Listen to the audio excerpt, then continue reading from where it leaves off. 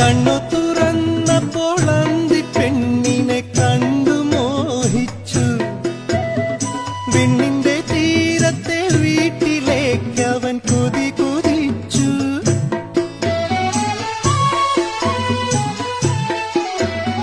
കണ്ണു